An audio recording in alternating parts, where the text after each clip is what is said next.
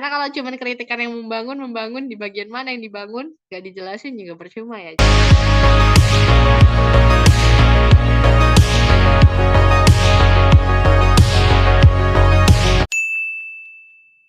Ingat, TKP mau apapun jawaban kita, ada poinnya. Tapi yang paling bagus adalah yang poinnya 5 ya. Oke, nomor 1. X adalah seorang preman yang tinggal di lingkungan rumah Anda. Anda merasa terganggu dengan hal tersebut. Sikap Anda sebaiknya adalah ngapain tuh? Oke, teman-teman, nomor 1 ini jawabannya yang paling tepat adalah yang C ya. Jadi ini berkaitan dengan premanisme tadi, tapi kan dia nggak melakukan tindakan premanismenya, hanya di sini. Ini karena di antara pilihan jawaban yang lainnya, ini kalau yang A sangat ekstrim dan tidak diperbolehkan ya, karena si X kan cuman dibilang di sini seorang preman, dia nggak melakukan tindakan kekerasan atau premanisme yang digambarkan atau diilustrasikan di soalnya. Kemudian kalau melaporkan X ke pihak kepolisian, lah si X-nya nggak lagi melakukan kejahatan apa-apa gitu. Kalau mengajak Pak RT bermusyawarah agar mengusir si X, lah memang si X kenapa nih kok harus diusir gitu, karena preman. Atau yang E diam saja karena Anda takut dengan preman, ya kan Anda terganggu ya, jadi Anda harus bertindak.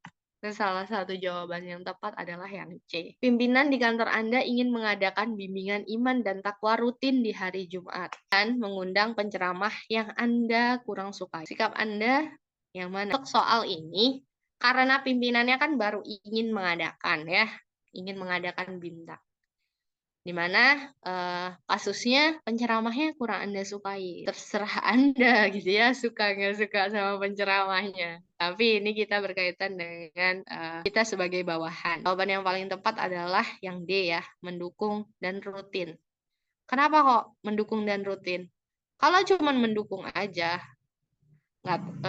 ini ada pilihan yang paling lengkap. Makanya kalau ada pilihan yang paling lengkap dan berkaitan, pilihlah jawaban itu ya. Kalau yang A mengikuti bimbingan sesekali saja, ya kan itu dia udah bilang ya di soalnya kalau pimpinannya setiap Jumat dan rutin. Ya kali kita cuma sesekali doang. Terus merekomendasi untuk memanggil penceramah lain. Bilang kita siapa ya? Merekomendasikan penceramah lain. Ini dia baru mau bikin acaranya. Oh, baru mau bikin kegiatannya. Kemudian yang E, ini udah paling nggak bener ya, ikut bimtak di tempat lain yang penceramahnya Anda sukai ya. Walaupun memang ya pinginnya yang E gitu. Tapi kita kan sebagai bawahannya di soal ini, masa kita mau ikut di tempat lain? Oke, jadi jawabannya yang D ya. Anda seorang umat Hindu, tinggal di sebuah perumahan dengan mayoritas beragama Islam. Saat ini, tetangga Anda merayakan Hari Raya Idul Adha. Sikap Anda ngapain? Jadi untuk soal ini tadi ya, kalau menghormati pelaksanaan, betul, bagus ya, menghormati itu bagus. Kemudian menjaga ketenangan dan menghormati. Nah, ini lebih bagus gitu ya. Nggak hanya menghormati, tapi Anda juga memposisikan diri bagaimana caranya supaya nggak membuat keributan, atau nggak lagi asik, oh ya udah kami menghormati kok mereka nggak apa-apa ibadah-ibadah aja gitu ya, tapi kita mau musikan gitu. Kemudian ikut menyumbangkan uang ini terlalu ekstrim ya, karena nggak usah sampai segitunya ya untuk bertoleransi. Kemudian diam di dalam rumah karena takut ngeganggu, ini juga bukan tindakan yang bagus ya, karena cuma diam aja. Tidak melakukan apa-apa. Harusnya kan minimal toleransi dengan cara menghormati gitu ya. Walaupun menghormati ya bisa aja diam di dalam rumah. Tidak peduli dengan hari raya agama lain, ini juga paling nggak boleh. Jadi jawabannya yang B ya, menjaga ketenangan dan menghormati. Di desa Anda terdapat warga baru yang terlihat mencurigakan. Mulai dari cara berpakaian, tidak suka bersosialisasi, dan sangat menutup diri. Beberapa warga khawatir jika warga baru tersebut merupakan salah satu dari anggota organisasi teroris. Maka sikap Anda ngapain? Kalau yang A, melaporkan ke pihak berwajib sebelum terlambat. Ini soalnya mengkhawatirkan nih. Enggak dong, kan dia belum ngapa-ngapain. Ya tapi kalau nanti dia ngapa-ngapain, ya ini kan hanya kekhawatiran dari tampilan fisiknya aja, bahkan dia nggak terlihat misalnya sedang membawa rombongan orang-orang yang udah kita tahu dia membawa senjata api atau bagaimana. Jadi nggak perlu dilaporkan ya. Melaporkan ke aparat desa, misalnya ke Pak Kades atau ke Pak RW. Kalau ke Pak RT nggak apa-apa nih, karena kan nanya atau nanya ke Pak RT. Kan Pak RT yang nerima warganya ya. Kalau yang C, mencoba mengakrabkan diri dan mencari tahu latar belakangnya. Oke, mungkin boleh ya mencoba mengakrabkan diri. Kalau yang D, membiarkan saja karena itu melanggar privasi keluarga. Tapi warga khawatir, warganya kepo ya. Jadi nggak bisa dibiarin aja. Mengajak warga setempat untuk tidak mengusir keluarga tersebut. Ini paling nggak masuk akal menurut aku yang E ya. Karena warga kan nggak mau ngusir gitu. Kenapa kita mengajak warga untuk tidak mengusir gitu. Ini udah di luar Nurul yang E.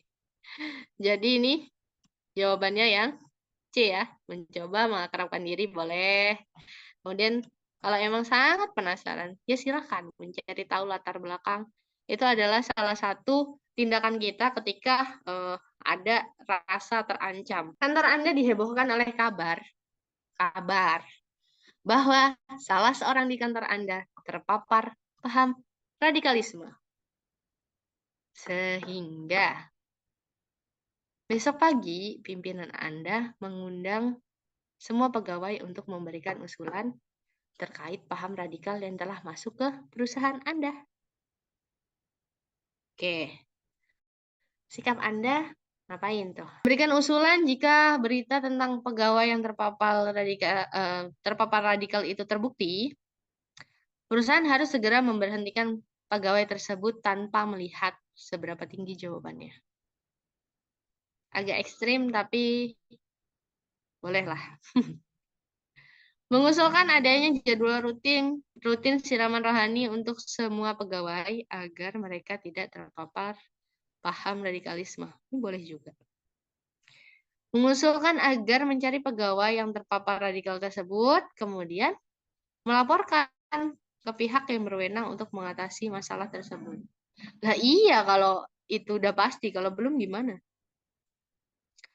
Memberikan usulan agar perusahaan memeriksa terlebih dahulu kebenaran kabar tersebut untuk kemudian mengambil tindakan yang tepat. Ini bagus ya. Kemudian yang E, mengusulkan agar perusahaan tidak terburu-buru mencari pegawai yang diduga terpapar paham radikalisme karena bisa saja berita tersebut hoax. Habis itu ngapain kalau udah tahu gitu ya. Ini memberikan usulan agar perusahaan memeriksa terlebih dahulu. Jadi ini bertabayun ya kalau di dalam agama Islam, memastikan, mencari tahu. Kemudian kalau memang iya, ya silahkan ditindak. Ya kalau nggak sesuai, apa tindakan yang tepat? Boleh nanti mau pimpinannya bikin siraman rohani, mau bikin acara yang webinar anti radikalisme dan lain sebagainya, bebas. Jadi ini jawabannya yang dia. Kita lanjut lagi. Anda ditugaskan di daerah perbatasan Indonesia dan negara lain. Oke, Kalimantan dong ini. Di kawasan semacam ini sangat rawan dengan isu-isu separatis dan paham anti Pancasila. Baru sebulan Anda ditugaskan, ternyata salah seorang rekan terdekat Anda terindikasi terpapar dalam separatisme. Baru sebulan nih ya, udah terpapar aja. Tindakan tepat yang seharusnya Anda lakukan adalah, kalau yang A, meminta bantuan atasan untuk menangani kendala ini. Oke, boleh ya, bisa-bisa, karena kita bawahan ya yang ditugaskan. Kemudian melakukan diskusi dengan rekan-rekan lain guna menindaklanjuti kendala ini. Bagus juga ya. Ini bagus-bagus ini. Segera menjauh dari rekan Anda tersebut. Ya, terus kita biarin aja. Kemudian yang D, mengajak berdiskusi guna mencari tahu apakah rekan tersebut memang benar terpapar radikalisme. Nah, ini tadi di sini ternyata salah seorang terdekat Anda terindikasi, ya, terindikasi. Kemudian yang E langsung bertanya, ya tadi aku bilang yang E nggak mungkin. Jadi ini berdasarkan prinsip tabayun tadi, ya, yang paling tepat adalah mengajak diskusi. Oke, ini yang D ya, mengajak diskusi untuk mencari tahu apakah rekan Anda itu memang benar-benar terpapar atau enggak gitu. Kalau memang terpapar separatisme, ini harusnya kok radikalisme sih.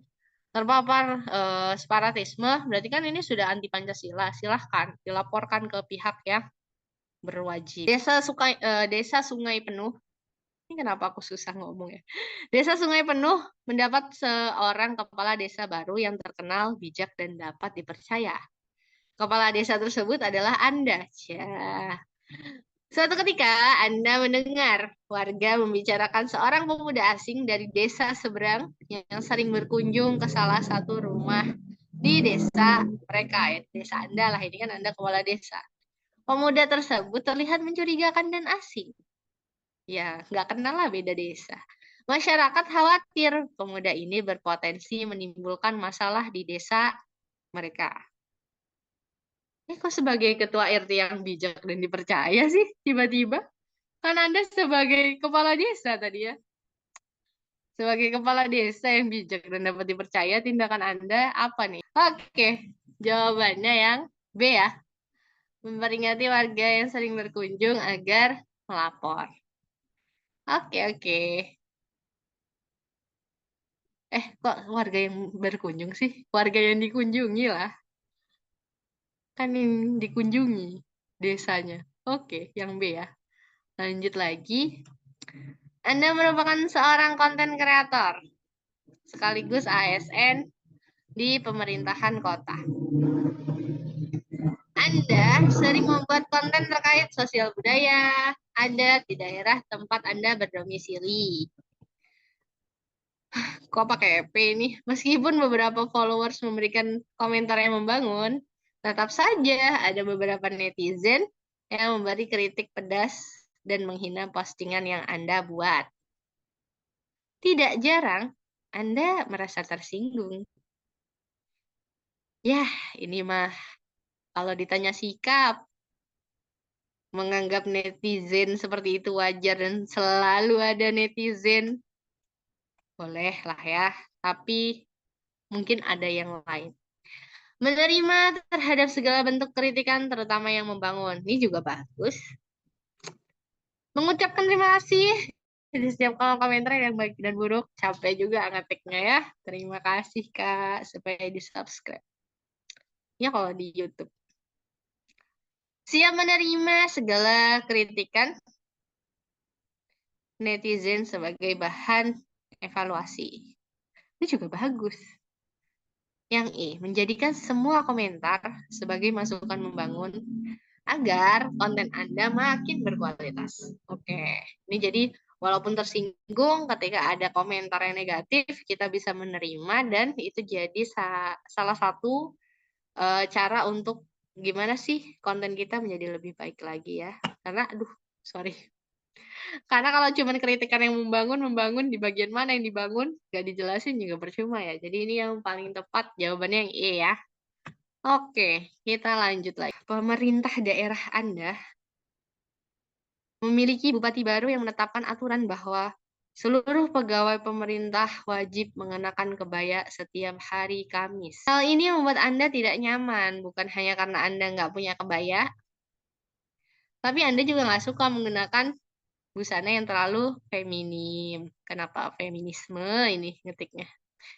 Sikap Anda adalah yang mana? Tidak memakai kebaya karena tidak akan maksimal dalam bekerja.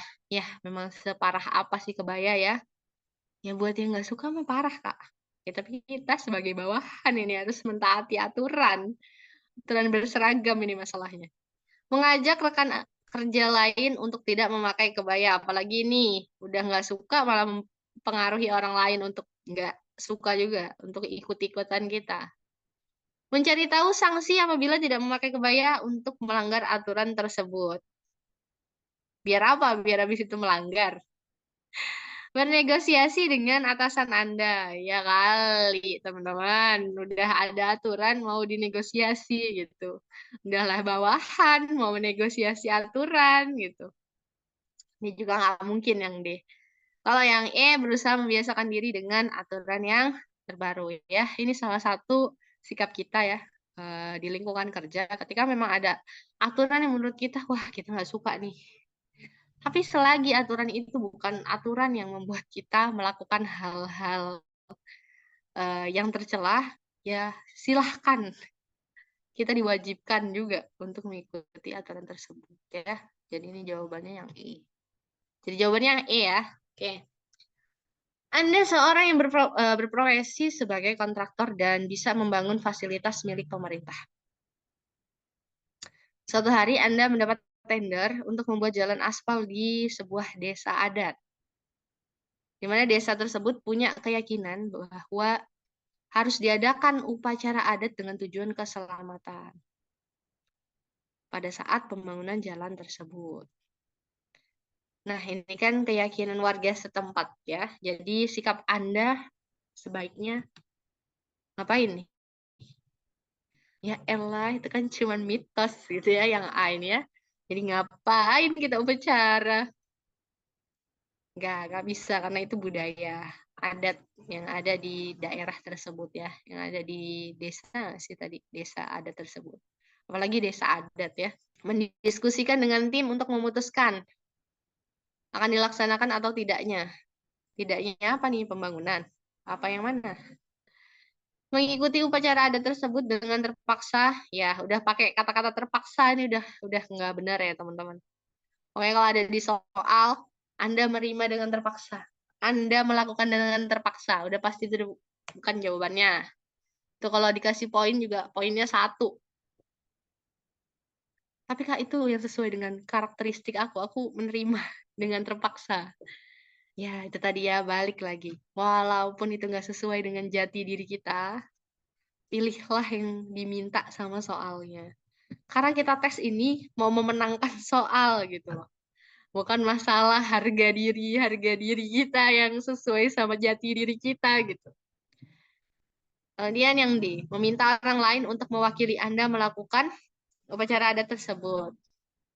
Udah nggak ikut nyuruh orang lagi ini yang D ya. Kalau yang E, melaksanakan upacara adat guna menghargai keyakinan setempat ya. Salah satu cara menghargainya ya kalau di sini karena ini uh, bukan disuruh ibadah ya. Ini kan upacara adat. Lagian kita ngapain sih di dalam upacara adat itu ya? Paling gak diem aja gitu. Ini jawabannya yang E gitu. Beda lagi ceritanya kalau toleransi yang antar umat beragama, tapi kita ikut beribadah. Itu kan udah beda ya sama kita. Anda merupakan ketua pelaksana kegiatan pergelaran budaya di kampus. Pada saat pelaksanaan rapat rutin yang perdana, Anda melempar pertanyaan terkait jadwal pelaksanaan kegiatan tersebut. Ada 2 pendapat ya, yang satu di siang hari, yang satu di malam hari. Nah, ini rapatnya agak memanas. Ini typonya kenapa bisa kayak gini sih? Ini sebenarnya karena tangannya ya. Mau nulis M dulu jadi E dulu. Tindakan Anda adalah yang mana? Jawabannya yang dia mengatakan agar kedua belah pihak memberi rasionalisasi dari pendapatnya. Oke, oke. Karena kalau membatalkan udah jelas nggak bisa ya, baru rapat perdana. Kemudian mengikuti pendapat yang siang hari karena mahasiswa aktivitasnya siang gitu. Atau yang malam hari karena mahasiswa senang kalau kegiatannya malam. Ini memihak ya, kan kita nggak boleh memihak salah satu, jadi kita harus yang nggak merugikan keduanya dan tidak menguntungkan salah satu pihak gitu ya. Meminta dosen, nah ini kerjaan kita jadi nggak perlu sampai mediasi ke dosen ya. Jawabannya yang D. Rekan Anda sangat terkesima dengan perbedaan budaya yang ada di kampung halaman Anda. Pada liburan semester ini, rekan Anda berkunjung ke kampung halaman Anda. Saat jalan-jalan sore di kebun teh, rekan Anda melihat Para ibu yang bekerja dengan keras memanen daun teh. Namun saat masuk ke pusat desa, Anda malah melihat para bapak duduk santai, minum kopi, bermain kartu ya. Rekan Anda merasa tidak nyaman dengan kondisi yang ia lihat. Rekan Anda berkata agar setelah lulus kuliah Anda tidak malas seperti bapak-bapak tersebut. Sikap Anda mendengar pernyataan rekan Anda tersebut adalah apa ya? Mengatakan bahwa ucapan rekan Anda tidak sopan, tentu saja. Walaupun dia nggak sopan, kita nggak boleh memilih itu. Menasihati bapak-bapak untuk segera pergi bekerja. Lah kita siapa mau menasihati bapak-bapak? Menjelaskan bahwa hal tersebut merupakan budaya di kampung halaman Anda saat sore hari. Bisa jadi ya. Kemudian segera mengajak rekan Anda melihat pemandangan lain. Ini bagus sih. Cuman kan ini sikap Anda mendengar. Itu berarti kan Anda mengalihkan pembicaraan gitu ya. Nggak tuntas nih dengan pernyataan yang tadi. Mengajak rekan Anda membantu para ibu di kebun teh. Balik lagi dong. Kan ini tadi udah ketemu bapak-bapak, malah balik lagi membantu ibu memetik daun teh. Ya, yang C jawabannya ya. Banyak yang C juga. Oke. Anda seorang guru baru bimbingan konseling di sekolah. Mendapati ada siswa melakukan bullying di kantin sekolah saat jam pelajaran berlangsung. Sikap Anda apa? Kan A. Anda sebagai guru baru bimbingan konseling. Anda guru BK-nya. Ngapain melapor lagi kepada kepada guru BK? Melapor kepada diri sendiri ya. Oke. Kemudian melerai perkelahian tersebut ya. Boleh ya, melerai. Ini bagus melerai. Karena Anda kan guru BK ya. Menasehati, ini tuh lagi berlangsung gitu loh teman-teman. Ya, ini lagi berlangsung bullyingnya. Kalau menasehati aja, nggak cukup. Ini besok lagi bullying lagi. Menasehat terus termasuk tindakan kriminal gitu kan. Ya kita tahu dia kriminal tapi habis itu ngapain? Mengancam. Hmm, karena ini soal TKP teman-teman. Kita nggak boleh ya yang mengancam-mengancam kayak gini. Jelas bukan jawabannya juga. Tapi kan ini bagus Kak, mengancam melaporkan.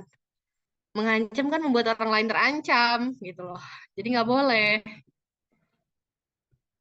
Kemudian yang E, melerai dan melakukan mediasi. Oke, jadi kalau yang ini lebih lengkap ya, dia melerai dan melakukan mediasi. Jadi kenapa sih kok bisa dibully? Kok nanya ya? Kenapa bisa dibully? Jadi memediasi ya di kedua belah pihak ini tadi si pembuli dan korban bullyingnya. Oke, jawaban yang E ya. Kita lanjut lagi. Pada instansi tempat Anda bekerja, Anda sering berinteraksi dengan rekan kerja lainnya.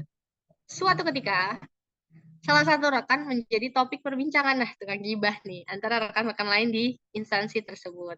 Karena rekan tersebut tidak memberikan laporan yang sesuai dengan perjalanan dinas yang dilakukan. Ya jelas saja digibahin. Dia nggak sesuai SPJ-nya. Menyikapi hal tersebut, apa yang Anda lakukan kepada rekan Anda ya? Coba ya, mendiamkan hal tersebut karena urusan masing-masing. Nah inilah ya, jejaring kerja ini kadang mau nafsi-nafsi nggak bisa, mau ikut campur nanti salah. Tapi kita lihat pilihan jawaban lainnya. Menyampaikan pada atasan bagian SDM agar tidak terjadi kesalahpahaman.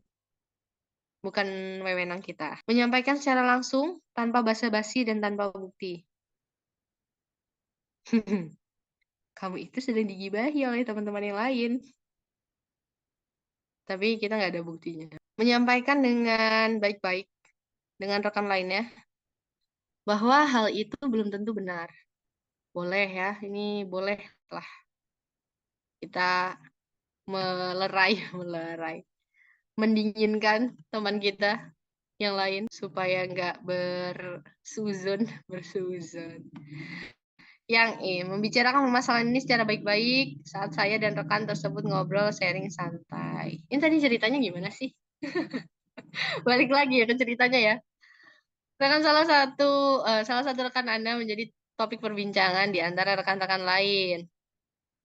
Oh, jadi ini Anda berinteraksi sama rekan kerja lainnya. Lagi berinteraksi sama rekan kerja Anda yang bukan lagi yang digibahin. Jadi lagi gibah bersama gitu kan. Apa tindakan Anda ya? Menyampaikan dengan baik-baik lah ke rekan lainnya bahwa belum tentu hal itu benar. Tuh. Yang tadi ya, prinsip yang pertama, prinsip tabayun. Selagi itu belum diketahui kebenarannya secara konteks di teks di soal ini ya, kalau kita pahami lagi, iya itu juga ya. Jadi yang D ya. Oke, aku D. Kita lanjut. Anda baru saja dimutasi ke sebuah cabang baru dari perusahaan Anda yang berlokasi di kampung halaman. Anda diberikan tugas tanggung jawab yang lebih besar dari sebelumnya untuk mengontrol dan mewujudkan tujuan perusahaan di kantor cabang baru tersebut dan memajukan perusahaan. Berat nih ya, dimutasi di kampung halaman, tanggung jawabnya berat banget. Namun, cabang baru tersebut diisi oleh karyawan-karyawan baru. Aduh, yang bersama anak-anak SD ya, yang belum berpengalaman dan kenalan Anda.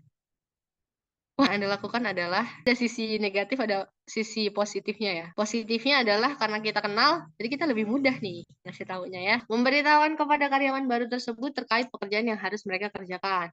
Sebelum kita datang, pasti dia sudah tahu sebenarnya ya. Jadi kayaknya kurang tepat. Meminta mereka untuk lebih inisiatif mengimprovisasi diri dan meningkatkan kualitas dalam bekerja. Nah, ini menguntungkan kita nantinya. Bisa yang B ya. Ini salah satu cara membangun jejaring kerja juga ya. Meningkatkan kualitas diri orang lain di dalam bekerja. Kita juga atasannya atau kita yang diberi tanggung jawab di sana. Nah, itu jawabannya berarti ya. Kalau yang C, menyuruh mereka membaca semua tugas mereka dan menerapkannya dalam setiap pekerjaan. Ya, hari-hari mereka pasti membaca tugasnya ya. Meminta untuk bekerja maksimal dan loyal. Oke, habis itu ngapain? Kalau loyal doang mah nggak bisa ya. Kita harus memajukan perusahaan ini. Mengkomunikasikan sasaran perusahaan dan memotivasi staf Anda untuk mencapainya. Ini E bagus, B bagus. Tapi di jaring kerja ini, yang paling tepat pilihannya adalah yang B. Meminta mereka untuk inisiatif, ya. Berarti kan kita bisa membuat orang lain berpikir, punya inisiatif dalam bekerja. Kemudian ini juga dia membantu mengimprovisasi dan meningkatkan kualitas dalam bekerja. Itu tadi ya, dia bermanfaat dalam tujuan perusahaan tadi karena mau memajukan perusahaan. Dan salah satu keuntungannya yang tadi ya, itu adalah kenalan Anda. Ini gampang aja kita tinggal minta tolong ya mereka. Jawabannya yang B. Anda sedang melakukan diskusi dengan rekan-rekan divisi. Ya Allah, di jam segini. Ketika diskusi berlangsung, seorang rekan kerja mengusulkan sebuah ide yang menurutnya sangat baik. Namun, menurut Anda, hal tersebut beresiko besar jika tetap dilakukan. Ketika Anda memberikan tanggapan, namun teman tersebut tidak menanggapinya dengan sikap yang baik, seakan-akan tidak mau gagasannya disanggah. Sikap Anda diam saja dan mengikuti semua gagasannya demi menghindari konflik. Ya, walaupun hati kita ingin menjawab A ya, tapi bukan itu jawabannya. Memintanya untuk memberikan gagasan yang lebih realistis dan resikonya kecil. Ya, udah tahu kita dia tidak menerima tanggapan ya. Nggak bisa ini yang B. Mengajaknya bicara untuk pemecahan masalah dengan santai dan fokus pada tujuan awal. Ini baik-baik ya. Kalau di redaksinya pemecahan masalah dengan cara baik-baik gitu mungkin lebih bagus lagi nih pilihan jawaban. Memintanya memikirkan kembali gagasan yang diusulkan. Enggak juga deh yang D. Memintanya memikirkan kembali loh. Memikirkan kembali gagasan yang diusulkan agar dapat disatukan. Ini udah batu, kita suruh mikir lagi. Kemudian yang E, ini udah jelas nggak boleh ya, keluar dari ruang diskusi. Ya dia nggak terima, ya tetap nggak boleh kita melakukan hal-hal negatif, kita tidak boleh. Kecuali di dalam suap menyuap, kita menolak boleh ya. Kemudian ya melakukan tindak kecurangan yang lainnya lah, menolak boleh, dengan tegas boleh. Kemudian kayak radikalisme, kita mau memblokir mau apa boleh. Boleh kalau memang itu sudah pasti. Sudah pasti. Kalau belum pasti, kembali ke pasal 1, bertanya ya, bertabayun dahulu. Oke, jawabannya yang C ya. Minta mengajaknya berbicara dan secara lebih santai dan fokus ke tujuan yang awal.